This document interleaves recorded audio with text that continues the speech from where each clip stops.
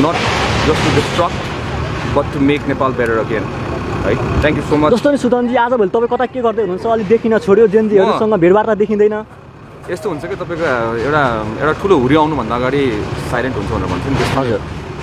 कस्तो हुरी लिएर आउँदै हुनुहुन्छ त्यसो भए त्यो त मैले तपाईँलाई भन्नै मिलेन जस्तो नि पछिल्लो समयमा केपी शर्मा ओली र गृहमन्त्री रमेश लेखकलाई चाहिँ पक्राउ गर्न दबाब दिइरहेको कुरा आइरहेको थियो फेरि यो हरान गइछ र जनता र जेनजीहरू चाहिँ निकै निराश पनि छन् यसलाई कसरी लिनु भएको छ यसमा त फर्स्टमा निराश हुनु त मै नै गराउने हो हैन हजुर हामीले एउटा कुरा के भन्दाखेरि चाहिँ हामीले आफ्नो सरकारलाई हजुर एउटा म्यान्डेट दिएर पठाएको छौँ हजुर हैन यो म्यान्डेट अनुसारमा उहाँहरूले काम गर्नुपर्छ भन्ने हाम्रो एउटा धारणा किन हाम्रो त रगत पसिना आँसुमा हुन्छ नि नेपाली जनताकै रगत पसिना आँसुमा गएर खासमा बनेको सरकार हो हाम्रो त हैन बाँकीको मन्त्रालयहरू काम गरिरहेको छ अब गृह मन्त्रालय काम गर्नु सकेको छैन फङ्सन गर्नु सक्नु भएको छैन हजुर सबै कानुनको पानाहरू हरेक पाना र हरेक धारा तपाईँको पढ्दै उहाँले गर्दाखेरि त त्यो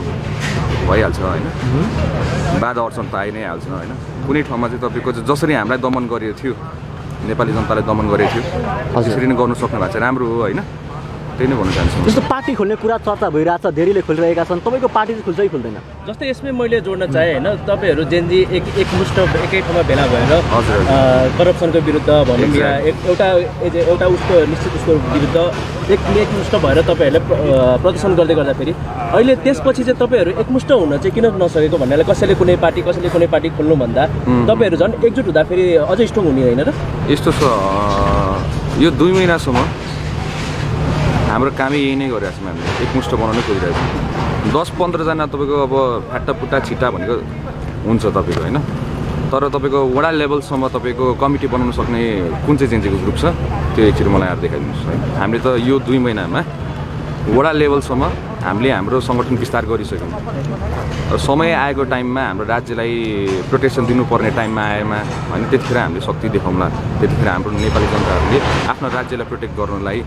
अन्यायको विरुद्धमा लड्नको लागि अनि त्यतिखेर हामीले देखाउँला होइन र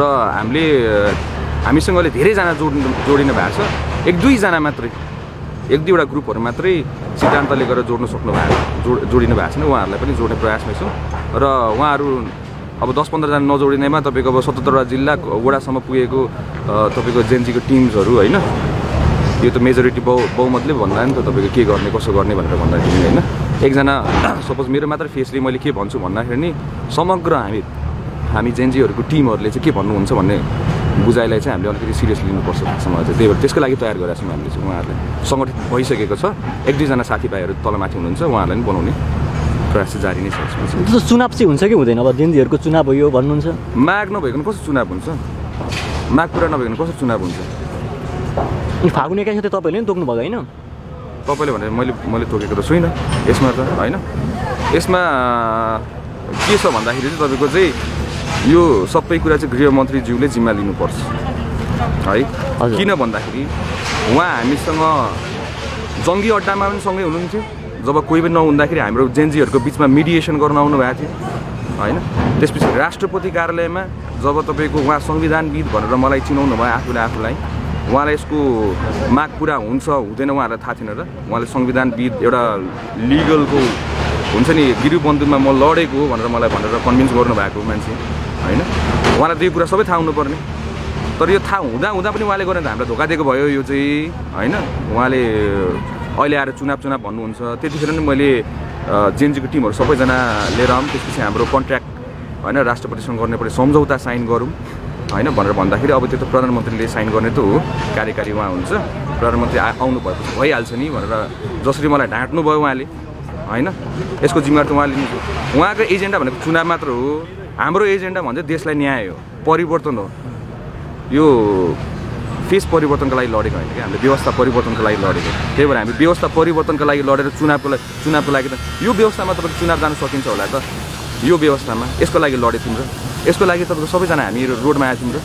जनता एकदमै फ्रस्ट्रेटेड निराश यत्रो वर्षदेखिको दमन सहनु नसकेर हामीहरू त तपाईँको हामीले व्यक्तिगत रूपमा हामी बाहिर निस्केको सबैजना हो नि त अहिले आएर तपाईँको जेनजीहरूलाई समात्छ अनि यतापट्टिको पोलिटिकल म त कहिले त एमआइएलएको पो जस्तो लाग्छ उहाँहरूको हाम्रो गृहमन्त्रीज्यू कि किन हामीले चाहिँ तपाईँ कस्तो भन्दाखेरि आफ्नो सरकारप्रति पनि हामी चाहिँ आवाज उठाउनुपर्छ क्या नराम्रो काम भएमा क्या भनेपछि अर्काको सरकार आयो भने हामीले के गर्छौँ होला हामीले हाम्रो सरकार भनेर हामीले भन्दाखेरि नराम्रो काम गऱ्यो भने त हामीले आवाज उठाउनु पर्दैन त्यसै म पनि र हामी सबैजना जेन्जीहरूलाई चाहिँ होइन यो चाहिँ हामीले बनाएको मान्छे उसको विरुद्ध हामीले केही पनि बोल्नु हुँदैन भन्यो भने त यसको लागि त लडेको होइन नि त हामी होइन नराम्रो मान्छेको विरुद्ध नराम्रो व्यवस्थाको विरुद्ध लडेको हुन्छ त्यही भएर उहाँको विरुद्ध चाहिँ अहिले हामी बोलि नै रहेको छौँ अरू केही छ क्वेसन्सहरू जस्तो जेनजीका